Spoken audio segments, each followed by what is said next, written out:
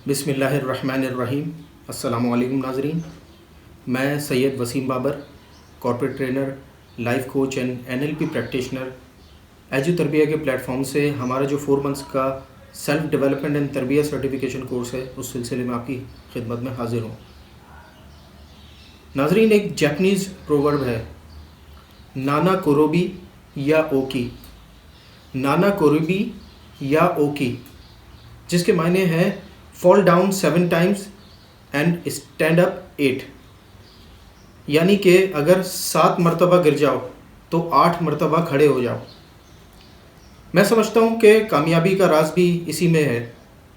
जापानी कौम की मिसाल हम सबके सामने है। नाज़रीन, इंसान की ज़िंदगी एक मुसलसल जस्तजू का, कोशिश का और जद्दोजहद का नाम है। एक इंसान अपनी ज़िंदगी में सैकड़ों मुश्किलात का सामना करता है। कभी तो वो दूसरों की ज़ातियों और धोखों का मुकाबला करता है, तो कभी दूसरों की तवक्कुआत का मुकाबला करता है, कभी उसे अपनी सुस्ती से लड़ना पड़ता है, तो कभी अपनी बीमारी से लड़ना पड़ता है, तो कभी अपना मुंह आड़े आ जाता है, तो कभी हालात का सामना करना पड़ता है उसे। और इन तमाम चीज़ों का मुकाबला करते हुए अक्सर कभी मालूमात की कमी होती है, तो कभी तजुर्बात की कमी होती है, और अक्सर वसाइल की भी कमी होती है, और अक्सर लोग मंजिल पर पहुंचने से पहले ही हिम्मत हार कर रुक जाते हैं। जबकि चंद लोग ऐसे होते हैं जो कि हम सब के लिए मिसाल बन जाते हैं। वो अपना सफ़र जारी रखते हैं और मंजिल पर पहुंचकर ही दम लेते हैं। तो जो लोग मंजिल पर पहुंच के ही दम लेते हैं और कामयाब हो जाते हैं, उनमें और हार मान लेने वालों में क्या फ़र्क होता है नाज़रीन?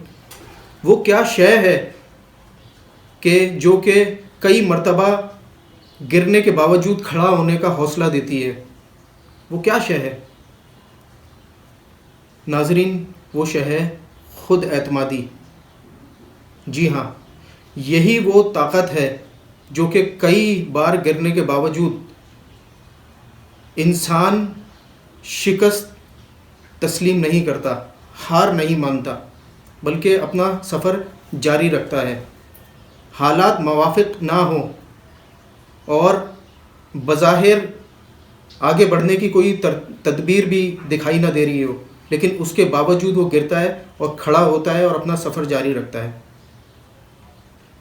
तो ये खुद एतमादी ही है जो कि इंसान को गिरने के बाद खड़ा होने की हिम्मत देती है।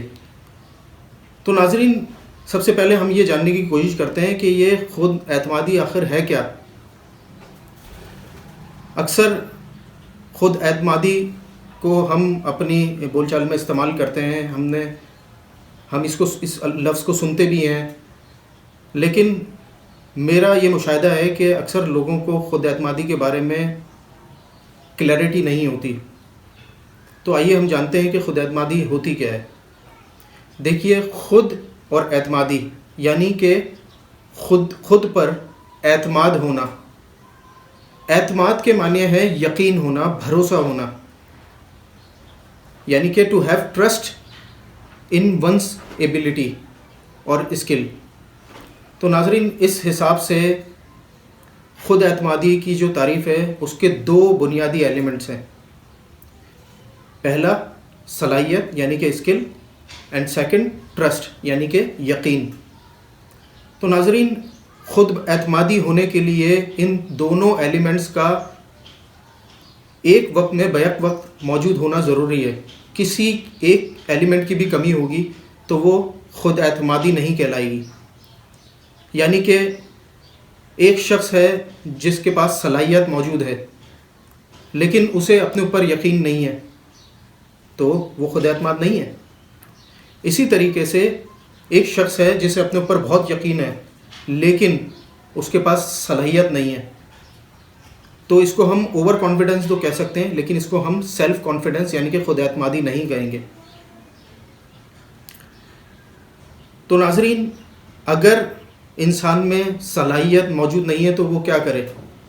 उसे चाहिए कि वो अपने आप को बासलाहियत करने पर काम करे, यानी कि جو صلاحیت وہ اپنے اندر پیدا کرنا چاہتا ہے اس کی ٹریننگ لے، جو اس صلاحیت کے ایکسپرٹس ہیں ان لوگوں سے ملے، اپنا مینٹور بنائے، ان سے گائیڈنس لے، اور اس صلاحیت کو پیدا کرنے میں اپنا وقت صرف کرے، محنت کرے، اور اپنے ریسورسز کا صحیح استعمال کرے،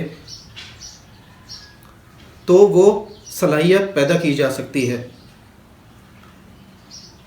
ناظرین، ہم دیکھتے ہیں کہ کچھ لوگ ایسے ہوتے ہیں جن کے اندر صلاحیت کی کمی ہوتی ہے، لیکن وہ پھر بھی رسک لے کے آگے بڑھتے ہیں اور دوران سفر ہی اپنی صلاحیت کو بھی امپروو کر لیتے ہیں، جبکہ دوسری طرف کچھ ایسے لوگ ہوتے ہیں جو کہ انتہائی باصلاحیت ہوتے ہیں، لیکن خود پر یقین کی کمی ہونے کی وجہ سے وہ لوگ رسک نہیں لیتے، چانسز نہیں لیتے۔ تو ناظرین، اگر صلاحیت کی کمی بھی ہو اور رسک لیا جائے تو اپنے اندر بھروسہ پیدا ہو جاتا ہے، اور دوران سفر انسان وہ اسکل بھی پیدا کر لیتا ہے۔ جبکہ بہت زیادہ صلاحیت ہونے کے باوجود اگر انسان کو اپنے اوپر یقین نہ ہو تو وہ چانسز ہونے کے باوجود چیزوں کو ٹالتا رہتا ہے اور رسک نہیں لیتا، جس سے اس کے اندر یقین پیدا نہیں ہو پاتا۔ تو ناظرین، خود کے اندر اعتمادی پیدا کرنے کے لیے کیا کیا جانا چاہیے؟ جیسے کہ ہم نے ابھی بات کی کہ سب سے ضروری کام یہ ہے کہ دوران سفر رہا جائے، کسی پلیٹ فارم پر موجود رہا جائے، اور خالی بیٹھنے کے بجائے دوران سفر رہنے کا فائدہ یہ ہے کہ ناظرین، آپ نے دیکھا ہوگا کہ بہتا ہوا پانی جو ہوتا ہے وہ صاف رہتا ہے، جبکہ ٹھہرا ہوا پانی وہ گندا ہو جاتا ہے، کیچڑ بن جاتا ہے۔